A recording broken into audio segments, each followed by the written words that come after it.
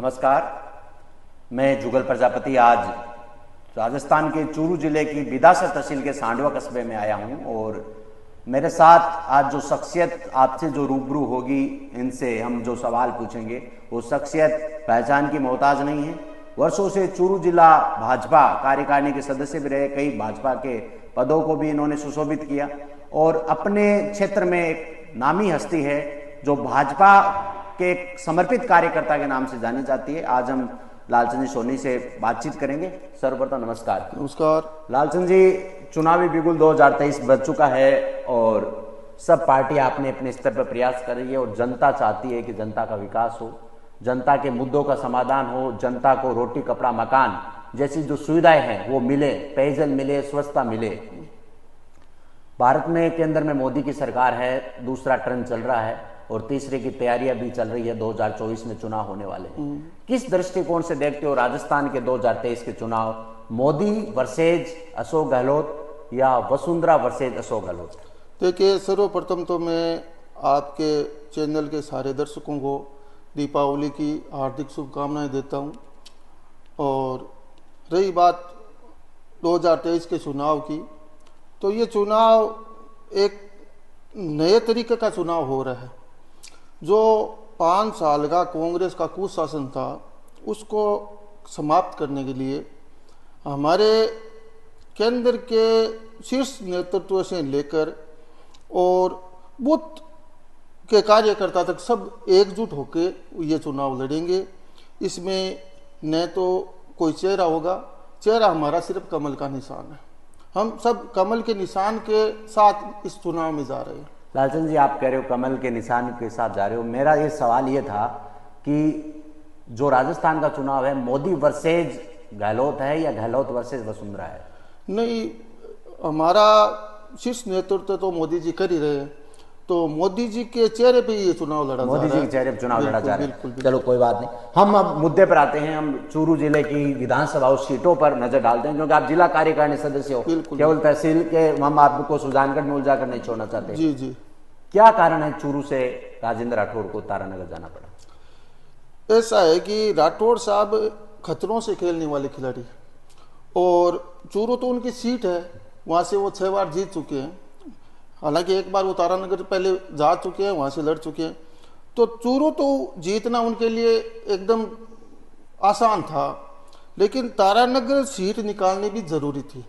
तो राठौड़ साहब ये चाहते हैं कि चूरू जिले की सारी विधानसभा सीट इस बार हम जीते, तो इसलिए उन्होंने खतरा मोल लेते हुए तारानगर गए। वो सीट निश्चित रूप से बड़े मार्जिन से राठौड़ साहब जीतेंगे और चूरू में अपनी जगह उन्होंने अपने छोटे भाई जैसे रखते हैं वरलाल जी सारण को, जो राम लक्ष्मण की जोड़ी नाम से विख्यात है। एक बार रोकना चाहूंगा, राम लक्ष्मण की जोड़ी आपने नाम ले लिया जी। ये राम लक्ष्मण की जोड़ी कोई समय में राम सिंह कस्वा और राजेंद्र राठौड़ के लिए भी कहा जाता था। बिल्कुल थी और अभी भी है, ऐसी बात नहीं है। ये तो मीडिया की बातें हैं कि भाई राठौड़ साहब राम सिंह जी में बन नहीं रही है, बाकी सारी पार्टी है। नहीं, जैसे चूरू के बारे में जब राजस्थान के हर हल्के में चर्चा करते हैं, जिले में चर्चा करते हैं, तो एक बात उभर के सामने आती है कि चूरू जिला भाजपा के 2 गुटों पर है। जैसे एक उत्तरी ध्रुव है, एक दक्षिणी ध्रुव है, वैसे एक राठौड़ी ध्रुव है और एक कस्वा ध्रुव है। वो 2 ध्रुव है चूरू में। तो आप उसमें से ईमानदारी से बताएं, आप उसमें से कौन से ध्रुव पर अपना स्थान रखते हैं? देखिए, मैं भाजपा का सिपाही हूँ, मैं किसी गुट में नहीं हूँ। बाकी पहली बात तो हमारी गुटबाजी है ही नहीं, ये तो काल कल्पित वो बातें हैं जो मीडिया में फैली हुई है। बाकी राठौड़ साहब, कस्वा जी, सारी पार्टी एक है। और रही बात अगर गुट होता भी तो मैं किसी गुट में नहीं हूँ, मैं भाजपा का सिपाही हूँ। भारतीय जनता पार्टी ने मुझे एक नई पहचान दी और मैं कमल के निशान के पीछे हूँ। सभी नेता हमारे हैं, राठौड़ साहब भी हमारे सम्मानीय है, राम सिंह जी भी सम्मानीय है और जो भाजपा में सारे नेता हैं वो सारे सम्मानीय है। भाजपा में जो भी नेता आगे बढ़कर पार्टी को मजबूत करने के लिए काम कर रहा है वो सारे हमारे लिए सम्मानीय है। बिल्कुल, आपने कहा सम्मानीय। हम सुजानगढ़ विधानसभा पर नजर दौड़ाते हैं। सुजानगढ़ विधानसभा पे कई नेता मेहनत कर रहे थे। BL भाटी भी है, आर्य भी है, विजय चौहान भी है, राजेंद्र नाइक भी है, जो प्रयास कर रहे थे वे टिकट हमें मिले। उनको टिकट नहीं मिली और भाजपा ने निर्दलीय चुनाव लड़ी, कांग्रेस के खिलाफ चुनाव लड़ी, संतोष मेघवाल को टिकट दिया। किस दृष्टिकोण से देखते हो? ऐसा है कि भाजपा एक बड़ा परिवार है और जो परिवार बड़ा होता है तो उसमें आदमी भी ज़्यादा होते हैं। और ये हमारे लिए खुशकिस्मती की बात है कि भाजपा में 10-11 कैंडिडेट थे और सारे अच्छे थे। अब पार्टी ने सर्वे के आधार पर जो टिकट देनी है, वो सर्वे होता है पार्टी का, अलग अलग सर्वे में उनके जो ध्यान में आया कि भाई प्रधान जी, तो प्रधान जी ऐसा है कि ठीक है पीछे कांग्रेस में थी, बाकी निर्दलीय भी लड़ा, लेकिन 5 वर्षों से बीजेपी में है। और 5 वर्ष पहले जब उन्होंने भाजपा ज्वाइन कर ली तो वो भी एक भाजपा की सदस्य है, तो भाजपा की सदस्य को टिकट मिला है, ऐसा नहीं है कि कोई दूसरे को दिया है। और रही तो बात, आप किसके साथ हो? जैसे इतने वर्षों से आप खेमाराम के साथ हमेशा खड़े मिले, जैसे हम सांडवा क्षेत्र की बात करें या जो कातर मंडल की बात करें, सांडवा मंडल की बात करें, उसमें अगर हम जब चर्चा करते हैं तो सबसे पहले नाम लालचंद जी सोनी का उभर कर आता है। और खेमाराम जी लालचंद जी के फोन को सबसे पहले वरीयता देते रहे। अब खेमाराम जी को टिकट नहीं मिली और टिकट संतोष को मिल गई है, तो कुछ खेमाराम जी की तरफ से इशारा या कुछ हुआ कि भाई इसके साथ जाना है? ऐसा है कि शुरू में मैं रामेश्वर जी भाटी हमारे विधायक थे, उनके साथ था। फिर खेमाराम जी आ गए, उनको टिकट मिली, हमने उनके लिए काम किया। अब जब संतोष जी को मिल गई है तो उनके लिए काम करना है। मैं पार्टीवादी हूँ, व्यक्तिवादी नहीं हूँ। पार्टी में जो टिकट लेके आया वो हमारा है। बाकी सारे नेता आज भी हमारे, खेमाराम जी भी हमारे हैं, रवि जी भी हमारे हैं, सारे जो भाजपा में है वो सारे अपने हैं। नहीं, ऐसा माना जाता है अगर खेमाराम जी को या अन्य को टिकट मिलती तो लालचंद जी में जोश थोड़ा दुगना हो जाता है, ऐसा कुछ है या ये केवल? नहीं, मेरा जोश तो वैसा ही रहेगा जैसा हर चुनाव में रहता है। इस बार आप सक्रिय कम हो क्या दिख? उसका एक कारण ये है कि मेरे लड़के की शादी है 23 नवंबर को। अच्छा। तो उस वजह से थोड़ा बिजी हूँ, घरेलू कार्यों में, घर के कामों में थोड़ा वक्त देना पड़ रहा है। बाकी अभी चुनाव में समय है और निश्चित तौर पे हम जोर शोर से लगेंगे और अपना सर्वस्व है पार्टी को देने के लिए हमेशा तैयार था और आगे भी तैयार मिलूंगा। चूरू की क्या स्थिति मानते हो? भाजपा की रतनगढ़ भी सीट है, सादुलपुर भी है, तारानगर भी है, चूरू भी है और सुजानगढ़ भी है। रतनगढ़, ये जो सीटें हैं विधानसभा की, क्या मानते हो, क्या स्थिति मानते हो जब 3 दिसंबर को रिजल्ट आएगा और जब हम सब रिजल्ट देख रहे होंगे तो क्या स्थिति आप अपने दिल में मानते हो कि कितनी सीट हम ले लेंगे? मैं आपको बताऊं तो ये कोई अतिशयोक्ति वाली बात नहीं है। हम चूरू जिले में भाजपा की जितनी भी विधानसभा सीटें, सारी सीटें जीतेंगे, क्लीन स्वीप करेंगे और कांग्रेस मुक्त चूरू करेंगे। राठौड़ साहब के नेतृत्व में कांग्रेस मुक्त चूरू होगा, इसमें हमारे माननीय सांसद साहब भी पूरा जोर लगा रहे हैं। और अपने जिले का जो संगठन है, हमारा जिला कार्यकारिणी में मैं हूँ, तो मेरा जो जिले का संगठन है वो भी जिलाध्यक्ष से लेकर बूथ स्तर तक सारे कार्यकर्ता लगे हुए हैं। हाँ, अभी क्या थोड़ा समय ज़्यादा है, अभी 1 महीना करीब पड़ा है चुनाव में, तो ये दिख नहीं रहा है। अभी 1-to-1 मुलाकातें हो रही है और बड़ी मीटिंगें होगी। लालचंद जी, एक मेरा महत्वपूर्ण सवाल कि संतोष मेघवाल और मनोज मेघवाल के अलावा आप किसी पार्टी को इस क्षेत्र में टक्कर में मानते हो या नहीं? नहीं, मेरे हिसाब से तो भाजपा और कांग्रेस का मुकाबला रहेगा। आरएलपी जो एक बड़े मार्जिन से बड़े वोट लिए सुजानगढ़ विधानसभा में पिछली बार भी, क्या मानते हो उनकी स्थिति वर्तमान समय में? आप आरएलपी की स्थिति सुजानगढ़ विधानसभा में क्या मानते हो? आरएलपी की स्थिति पिछले चुनाव से इस बार और कमजोर है। इसका कारण क्या है कि जो आरएलपी के वोटर है वही वोटर जब संतोष ने निर्दलीय चुनाव लड़ा था हमारे प्रधान जी ने, तो उसमें उनके साथ है, फिर वो आरएलपी में चले गए। अब जब विधायक संतोष जी को विधायक की वापस टिकट मिली है तो काफ़ी कार्यकर्ताओं में देख रहा हूँ आरएलपी के, वो उनके साथ घूम रहे हैं। जैसे अपने नज़दीकी बेरासर गांव की आपको बता दूं तो बेरासर गांव में आरएलपी का बोलबाला चल रहा था और अब इन 5-10 दिनों में ज़्यादातर बीजेपी के पक्ष में बोल रहे हैं। और उसका कल एक किसान का वीडियो आपके वो चैनल वालों ने भी अपलोड किया था, तो वो किसान थे, वो आरएलपी के समर्थक थे, बाकी उन्होंने कल भाजपा को वोट देने की बात कही थी। ठीक है लालचंद जी, अब आपने 2023 में बता दिया कि चूरू से हम क्लीन स्वीप करेंगे कांग्रेस का। राजस्थान में क्या वास्तव में सरकार बना पाएगी भाजपा या? देखो, राजस्थान में तो पिछली बार 163 करीब सीटें आई थी हमारी वसुंधरा जी के समय, और मुझे लगता है कि वो रिकॉर्ड इस बार वो टूटेगा।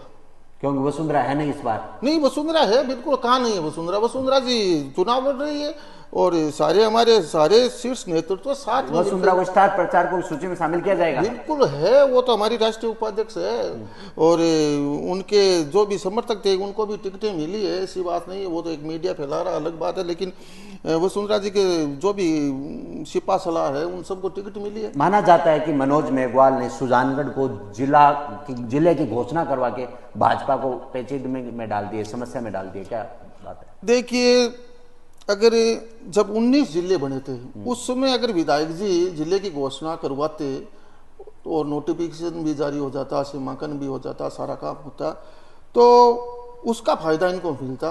बाकी उस समय ये करवा नहीं पाए।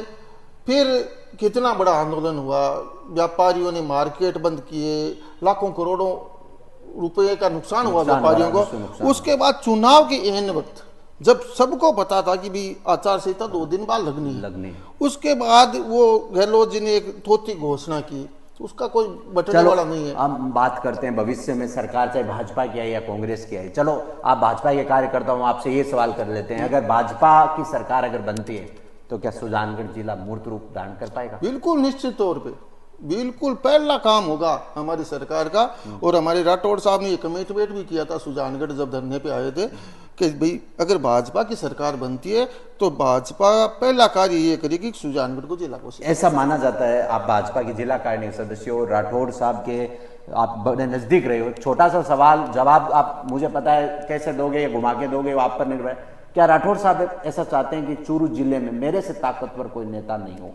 नहीं, ऐसी बात नहीं है। बाकी अब जब राठौड़ साहब भी प्रतिपक्ष के नेता है तो उनका दायित्व हो गया कि भाई ये पूरा चूरू जिला है, इसको मैं जीत के वहां ले जाऊं। तो वो तो सभी चाहते हैं अपना दिखाना भी पार्टी में कि मैंने प्रभाव दिखाना चाहते हैं। हाँ, बिल्कुल प्रभाव है, वो ऐसी बात है। वो बाकी ऐसी नहीं है कि वो किसी को काट रहे हैं, वो काट नहीं रहे, वो खुद अपने आप को आगे बढ़ा रहे हैं, अपने आप को आगे बढ़ा रहे हैं। बिल्कुल। मतलब लाइन को खत्म नहीं कर रहे, लाइन को बढ़ा रहे हैं। हाँ, एक लाइन है उसको काट नहीं रहे, उसके नजदीक एक दूसरी बड़ी लाइन खड़ी कर, बड़ी लाइन खींच रहे। एक सवाल मेरा और, चूरू जिले की सबसे बड़ी ग्राम पंचायत के आप भी निवासी हो, मैं भी निवासी हूँ, क्या लगता है इस जो सांडवा ग्राम पंचायत में आपने जिस सपनों के साथ, जिस वादों के साथ, जिस इरादों के साथ जनता से मत लिए थे सरपंच के चुनाव में, जनता हमारे सर्वे के मुताबिक, और आप भी जानते हो जनता कहीं ना कहीं तरीके से सरपंच ग्राम पंचायत प्रशासन से नाराज है।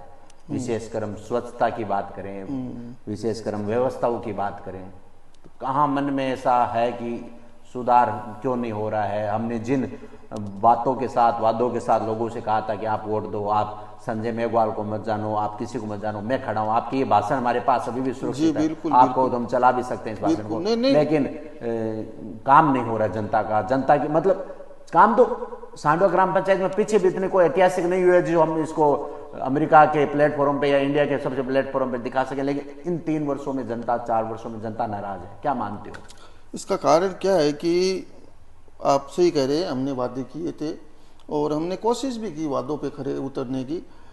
जैसे हमने एक बड़ा वादा किया था कि भी जो भी गाय पशु यहाँ पे मरेगा उसको उठाने की व्यवस्था करेंगे।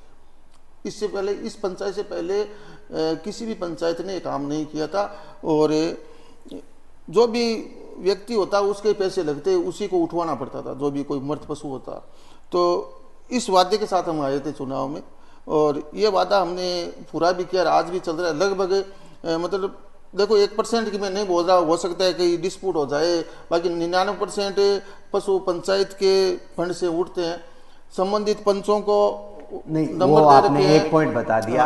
लेकिन मैं ऑल ओवर वादों की कह रहा हूँ, कहीं ना कहीं आपको भी अंदर ऐसा लगता होगा या लग रहा होगा, हो सकता है आप हमारे कैमरे के सामने नहीं बताना चाहते होंगे, लेकिन कहीं ना कहीं इस बार का जो पंचायत प्रशासन है कहीं ना कहीं कमजोर मैं ये मानता हूँ कि हाँ, जो वादे हमने किए थे उसके अनुरूप पूरे काम नहीं हो पाए। इसका एक कारण तो ये था कि गवर्नमेंट हमारी नहीं थी, विधायक जी भी जिसकी सरकार होती है उनके सरपंचों को काम ज्यादा। बड़ा सवाल मैं आपसे ये करूंगा, सुजानगढ़ विधानसभा की नहीं, चूरू की सबसे बड़ी ग्राम पंचायत है, कोई ऐसा उद्घाटन जो यहाँ की विधायक ने किया हो आपके गांव के विकास में, ऐसा अगर आपको कोई याद हो? अभी थोड़े दिन पहले किया था विधायक जी ने, कॉलेज का उद्घाटन हाँ, किया। उस कॉलेज के उद्घाटन से मेरे को नाम याद आ गया। कॉलेज के उद्घाटन में एक राजनीति आपने भी बताया कि सरपंच का नाम नहीं लिखा गया। कहाँ उचित मानते हो ऐसे मामलों को? आप भी सत्ता में रहे हो, आप भी विपक्ष में रहे हो। देखिए, हमारी पिछली सरकार हमारी थी और उसमें पंचायत हमारी नहीं थी। केसर जी धाकड़ के घर से सरपंच थे, मतलब विपक्ष की थी पंचायत। उसमें जितने भी उद्घाटन हुए थे, तो जितने भी यहाँ पे प्लेट लगी हुई है गांव में, उसमें कांग्रेस समर्थित जितने भी जो सरपंच था, ब्लॉक सदस्य था और जिला परिषद सदस्य, सबके नाम वहाँ पे लिखे हुए हैं। भाजपा सरकार थी उसमें, खेमाराम जी विधायक थे, तो हमने ऐसा कभी नहीं कहा कि भाई ऐसा नहीं होना चाहिए। बाकी इस बार जो ये हुआ भी, ग्राम पंचायत को जब सूचना मिली कि कॉलेज बनना है, तो उसके लिए गांव वालों ने और हमने सब ने मिलकर तुरंत प्रयास किया, जमीन अलॉट की, जमीन ग्राम पंचायत ने अलॉट की और सरपंच साहब और उप सरपंच साहब, बाकी सारी पूरी पंचायत, पूरे गांव वालों ने एकजुट होकर ये काम किया, क्योंकि अच्छा काम हो रहा था। अच्छे काम को करवाना चाहिए, विकास में कभी बाधा नहीं बननी चाहिए, इसलिए हम सभी साथ में थे। और हमने विधायक जी को शुभकामनाएं भी दी थी, उस समय सोशल मीडिया पे भी दी थी। उसके बाद ये बन के तैयार हुआ और उद्घाटन में सरपंच का नाम नहीं आना ये अच्छी बात नहीं थी। बाकी वो तो उनकी सोच है, उन्होंने गड़बड़ की या कोई अधिकारी ने की, अब किसने की हमें पता नहीं है। बाकी सरपंच का नाम होना चाहिए और एक ब्लॉक सदस्य का नाम है उसमें कांग्रेस समर्थित, तो एक भाजपा समर्थित जो ब्लॉक सदस्य है उनका भी नाम नहीं है, वो भी होना चाहिए। बाकी वो तो अपनी अपनी सोच है। बिल्कुल, लालचंद जी ने हर सवाल का बेबाकी से जवाब दिया। एक अंतिम सवाल, सुजानपुर विधानसभा के रण क्षेत्र में कब पार्टी के समर्थन में लालचंद जी लोगों से मत मांगते हुए दिखेंगे?